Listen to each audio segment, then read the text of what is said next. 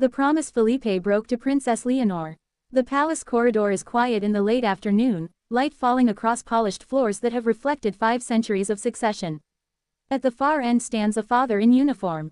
Not simply a father, a king. Felipe VI of Spain pauses before stepping into a room where his eldest daughter waits. Princess Leonor de Borbón y Ortiz. Princess of Asturias, heir presumptive. Between them lies something invisible. A conversation once framed in private terms. A reassurance given years earlier, when the weight of history still felt distant. In constitutional monarchies, personal promises bend when the survival of the institution is at stake.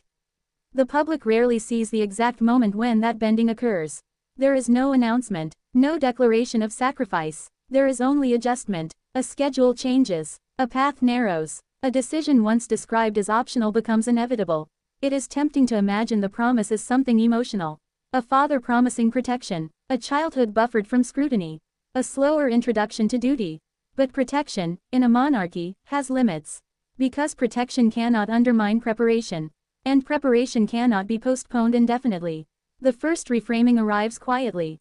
What appeared to be a broken promise may in fact be a transformation of purpose. What seemed personal was always constitutional. This is the living thread of continuity. Felipe VI ascended the throne under circumstances that reshaped the Spanish monarchy. Abdication, public disillusionment, a demand for renewed credibility. From his first address, he spoke of regeneration, transparency, service. Those words were not rhetorical. They were structural. Leonor's childhood unfolded inside that recalibration. A smaller royal household, stricter optics, fewer indulgences, every appearance calibrated to restore trust. In those early years, it was reasonable for a father to suggest that her life would be balanced. That she would be prepared carefully, gradually, shielded from excess pressure. But the institution does not move at a parental pace. It moves at the speed of legitimacy. By the time Leonor reached adolescence, Spain was politically fragmented. Coalition governments, regional tensions, generational skepticism toward inherited authority. The monarchy's margin for error was thin. And so the path shifted. Spoken again, it carries less accusation and more inevitability. Military training was not symbolic theater. It was strategic necessity. An heir who commands constitutional respect must visibly understand the structures she will one day represent. The armed forces are not merely ceremonial. They are embedded in the constitutional role of the monarch. Continuity is not abstract here, it is embodied in visible presence. Somewhere in that transition lies the deeper mystery. Was there a specific promise abandoned? Or was the promise always conditional, subject to circumstances beyond personal control? The monarchy never clarifies. It cannot afford to. Ambiguity protects both father and daughter. It preserves the image of unity, which is itself a pillar of state continuity. Around the 8-minute mark of this unfolding reality, observers begin to notice the tightening choreography. Fewer spontaneous moments, more formal addresses. The oath to the Constitution delivered on her 18th birthday with measured precision.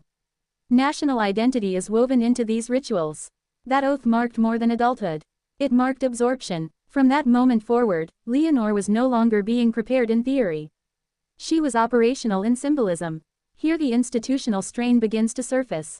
Not as scandal, not as rebellion, but as compression. A father may wish to delay the full weight of expectation. A king cannot. The midpoint arrives with quiet force. The Spanish crown cannot risk appearing indulgent in an era of economic caution and social scrutiny. Global observers are attentive. In the United States, constitutional scholars note the discipline with which Spain manages hereditary leadership inside democratic frameworks. In the United Kingdom, comparisons are inevitable. The calibration of heirs has long been a matter of survival. Canada and Australia, with their own constitutional monarchies, assess whether restraint enhances legitimacy. Germany watches through a Republican lens, attentive to how tradition justifies itself in modern governance. The conclusion across capitals is measured. Stability requires visible sacrifice. And sacrifice requires revision of earlier assurances. The point of no return does not occur in private conversation. It occurs in public oath. Once Leonor pledged loyalty to the Constitution before Parliament, the transformation was complete. The promise of a gradual path dissolved into constitutional immediacy. From that day forward, every decision is interpreted through succession. There is no space for hesitation. No visible uncertainty. The monarchy has learned that ambiguity invites speculation, and speculation erodes confidence. So the narrative remains controlled. What remains unresolved, deliberately, is how this recalibration affects the internal balance between father and daughter. The institution never reveals such dynamics. It cannot. The crown survives by projecting cohesion. In constitutional monarchies, personal promises bend when the survival of the institution is at stake. That bending is rarely dramatic. It is incremental. A summer becomes training. A year abroad becomes strategic positioning. Privacy narrows. Observers sometimes interpret this as severity. But severity is not the objective. Durability is. At 19, at 20, at each new milestone, Leonor stands not as an individual negotiating her future, but as a fixed point in Spain's constitutional architecture. The monarchy's authority depends on predictability. Predictability depends on discipline. Around the 19th minute of this evolving story, a future challenge comes into view. Not a crisis, but a question. Can hereditary leadership maintain emotional resonance in societies increasingly skeptical of inherited roles? The Spanish crown answers not with sentiment, but with rigor. It demonstrates that the heir is prepared, serious, aligned with constitutional duty. In doing so, it inevitably reshapes whatever private assurances once existed.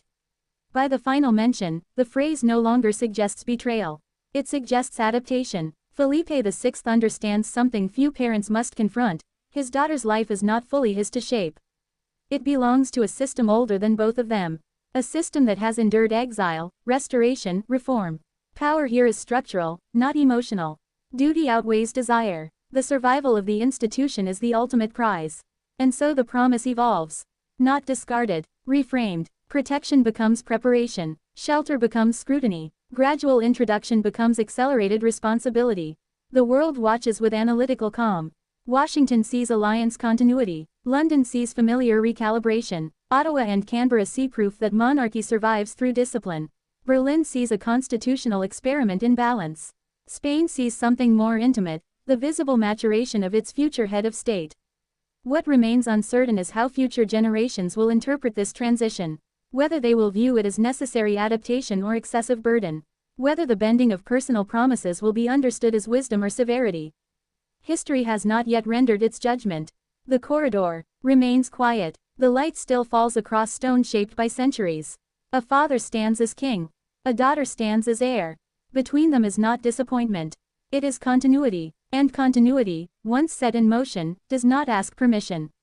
It simply advances.